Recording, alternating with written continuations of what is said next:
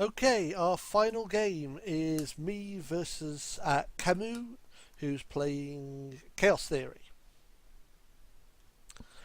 Uh, as opening hands go, this one is super marginal. It's got a piece of icing, but one that ideally we don't want to install over our centrals. It's got some economy, but it's also got a bunch of stuff that can get trashed. This hand, on the other hand, is much better. So yeah, so we can go econ,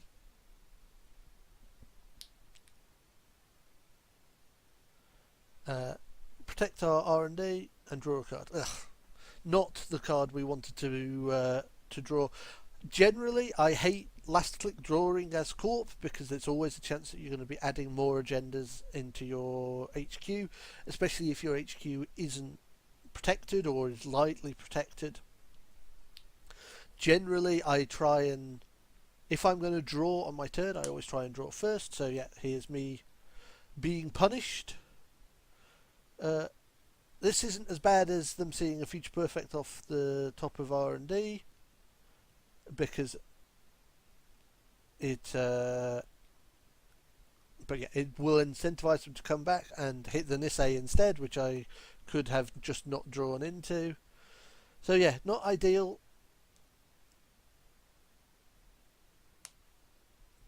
Our saviour Jackson is gonna hopefully find us a way to stay safe. Yeah. So we want to start looking at finding some economy now. We've got our important centrals with some fairly spiky ice on them. So what we want to be doing is, yeah, no more action. Didn't hit this time.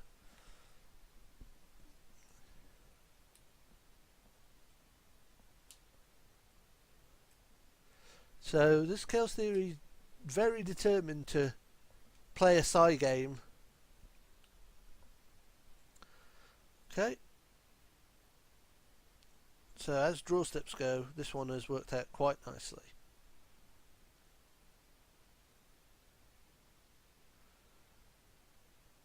So we can hedge fund, hedge fund. Okay, so now we're in a position to start thinking about setting up. We've got a decent amount of money. We can res both of the ice on our centrals. Oh, I remember this game now. This is funny. Okay, so yeah, having seen 3 hedge funds early on, that's pretty fun.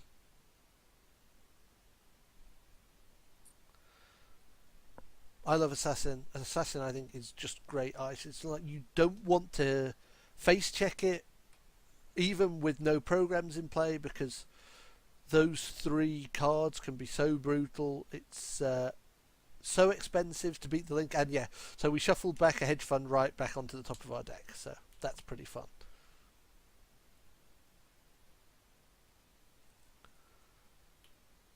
There's some of that economy that I was talking about. So yeah, we want to start using that to build up a scoring remote. Yep, so run. You can get toll booth.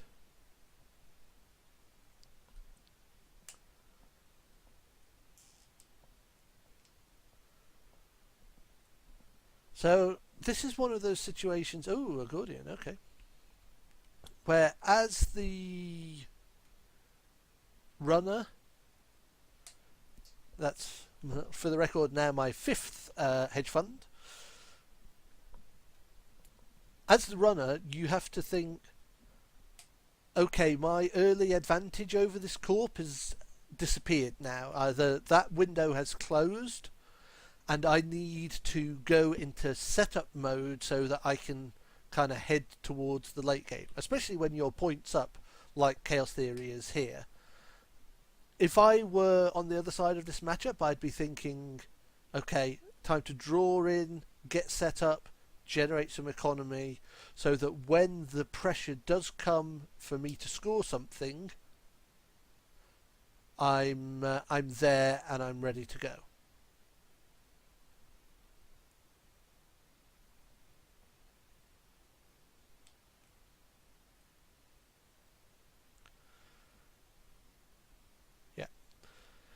Much less likely to need swordsmen against shapers. Like Atman is the thing that you're going to worry about, but they're not all in on using swordsmen. Yeah, okay, he thinks I'm just refreshing, which I'm obviously not. Do I want to pay 8 for a Wall of Thorns? Yeah, I do. I absolutely do. Take 2 net. And killing a ninja, which seems like an unusual choice.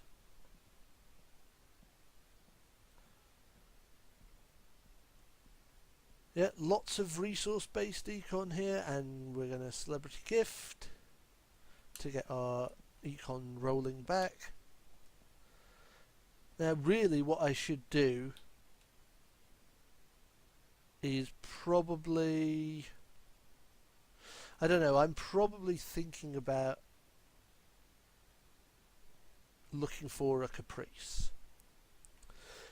Caprice behind Turing Wall of Thorns is probably a good scoring remote. Yeah, I don't need 2 copies of interns. And Grim is not my favourite program trashing ice. It's okay because it doesn't require influence, and you can put Batty behind it. But yeah, this is Hyperdriver. It's not something that I was expecting. Okay, so yeah, I'm going to clear out and put all my hedges back again, having used 6 of them now.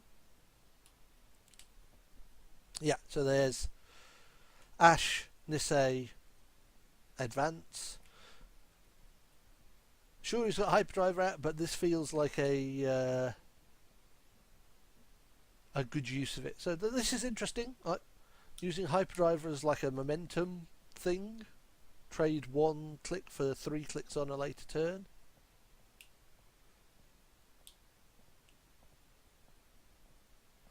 Draw Diesel, self-mod. For Kuroda. Play Employee Strike. Yep, all of this stuff is good.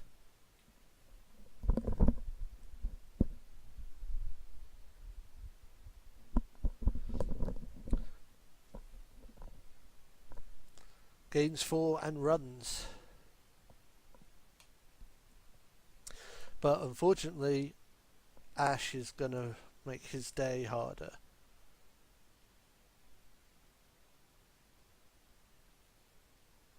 So yeah, we're going to trace 4, so I need to just spend 2 so that he can't beat the trace.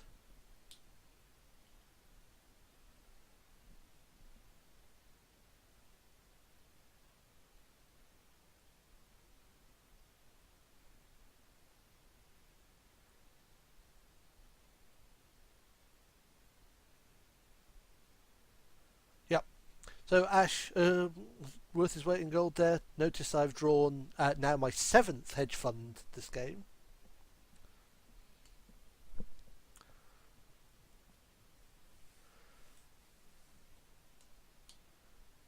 Having 1 Nisei scored, that's always useful.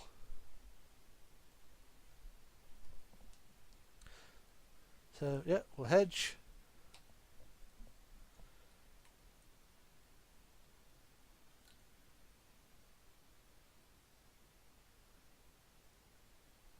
Now obviously we'd like a Caprice here. I could interns back the Ash. He's got a full rig now and a Hyperdriver.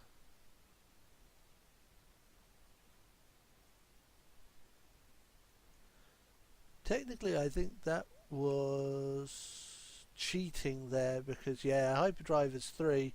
He was on 6 MU there. I'm about to tell him, I believe. Oh no, because of chaos theory. See, I made exactly my mental thought process is exactly the same. Where I'm like, oh yeah, Hyperdriver. Oh no, he has got 6 because chaos theory plus astrolabe gets him to 6.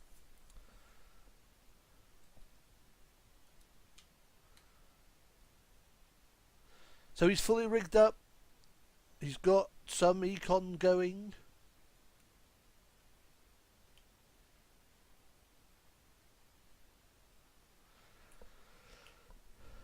And so we're going to say, hey, come get my Sundew from behind this Turing and Wall of Thorns. So that's all his hyperdrive has done. Personally, I think this deck is really interesting. Like, it's weird, but it's pretty cool.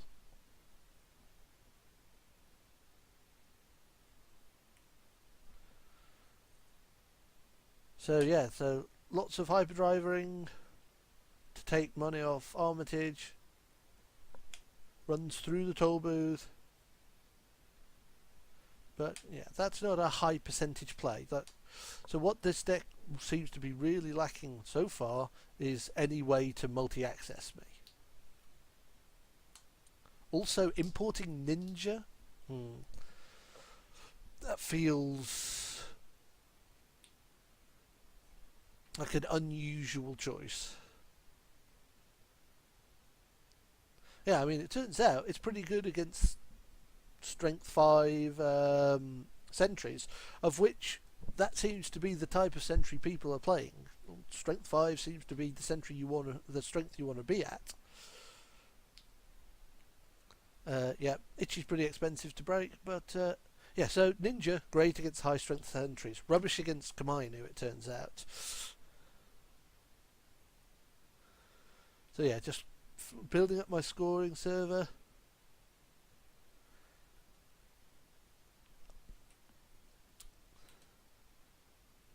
Making a lot of money. So I like it when I draw another Sundew, because it means that when I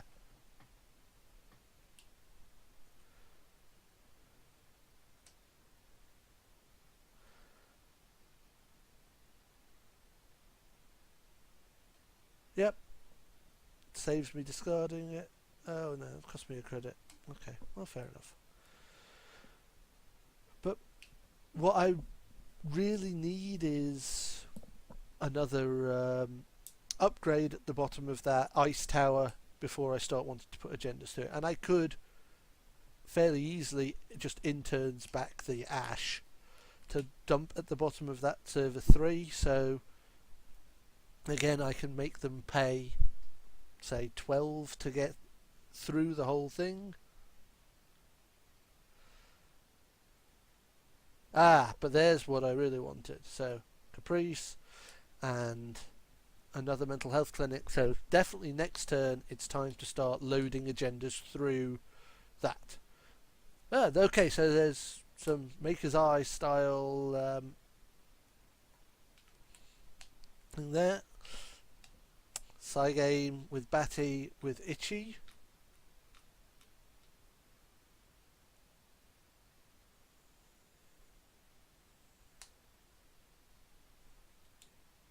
Does it land? Does it land? Oh, the tension is killing me. I can't remember this game at all.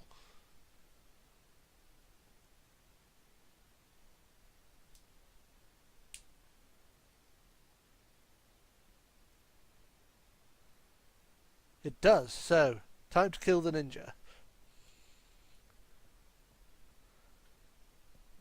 Which means that he now needs to spend 2 more clicks and then spend the money to beat all of the traces in order to see his 3 cards.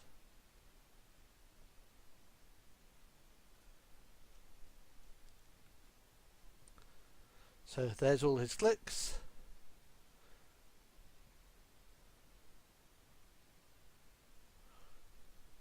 Yep, so now I'm going to trace 5 for 3 meat damage.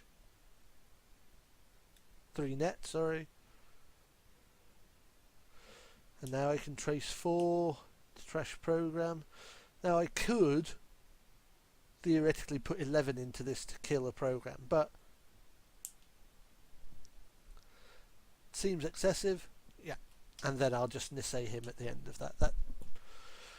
I could have let him see 3 cards, but I think taxing him all that money and then doing that was definitely the right call, because that's opened a window now for me to install advance. No. Oh, god damn it, me.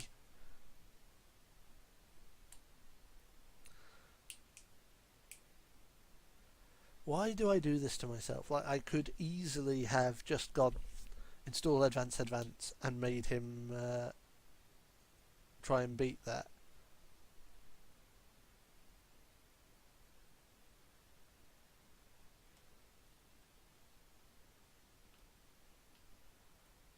Because obviously he's dripping in a decent amount of economy there, making him have to do that. See, now he's got loads of money, and I'm going to jam it anyway.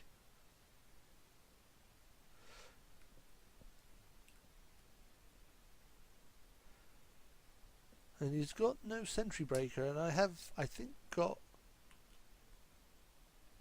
there's at least a Kamino in there. Oh, and he just doesn't challenge it at all, which is great. So, now we're at match point. The Himitsu Baka is irrelevant, as it always is, much like Wraparound is whenever Kuroda goes down. He's digging for something, probably a clone chip or some way of getting back his ninja.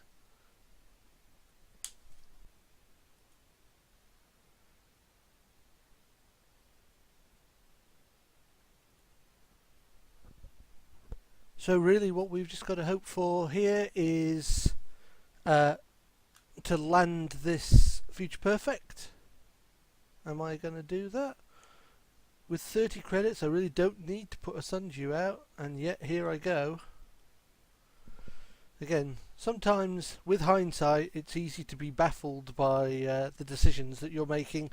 Like, when I am testing for a big event, what I regularly do is record myself playing and then watch it back. I find it's a great way to highlight bad decisions that you've made, because obviously in the moment what you think is correct is very easy to look back on with even just a couple of hours removed from the game and dispassionately observe it as if you were just sat watching these videos and go, oh no, well this is obviously the correct line of play. So yeah, if you're serious about improving your game and you have access to OBS, which is free, I would strongly recommend, once you've decided on a deck that you want to play, record some games of yourself, go back to them a day later and just watch them and think, oh wow, I always make this mistake, I always do this. Like, it's become apparent to me in watching these games that when I play this deck I'm not aggressive enough at challenging agenda scores, especially against opponents where it's not match point, and that's cost me some games, and here I'm making the same mistake. So yes, if there's one thing to take away from this series of videos, I think it's that you should, if you want to look at how well you're performing with a certain deck, you should definitely think about recording yourself and watching back those results. So Camus did manage to fish up a clone chip, which I assumed was what he was looking for, restore his ninja. Maker's Eye didn't find anything. We know where at least 4 of the agendas are, so he was kind of unlucky to not find anything there. See, now this is... Well, so why I didn't do that last turn, as opposed to installing the Sunju, having it last a turn, and then installing the Future Perfect in my hand, is really baffling to me. I could have just put the pressure on a turn. Obviously he did spend some money on his last turn, maybe that's what influenced my decision. But really, with the Caprice at the bottom of that fairly expensive to break ice tower, it seems like that's the smart thing to do. Again, I've not made the best use of my ID ability here, because really with Replicating Perfection you want to make sure you've got an ice on each of your centrals that when you force your opponent to encounter it, it puts them in a difficult situation. It essentially adds one piece of ice to every remote that you've got, because they have to run, deal with that piece of ice, then choose to run your remote. Camus doing the thing that everyone has to do, which is when you're in the tank, when you're facing match point against RP, you have to really think, can I win this game elsewhere? So here comes the legwork. It's not the worst idea in the world. I could well be holding agendas, especially after Maker's Eye found nothing. Unfortunately for him, what's actually happened is that 4 of my agendas are obviously in the bottom 9 cards of my deck. So, yeah, here comes the Maker's Eye. Oh, so, yep, here's the Guts and Glory run as he just eats everything, takes the net damage. He knows that the game is over.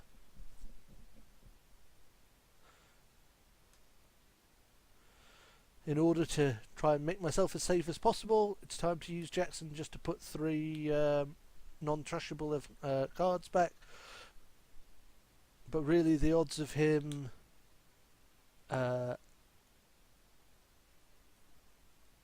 yeah, so he finds 1 Nisei, and that's the end of the game. So yeah, that's again, I would probably, in his situation, have been tempted to try my hand with the Caprice Sai game rather than a blind Maker's Eye and legwork,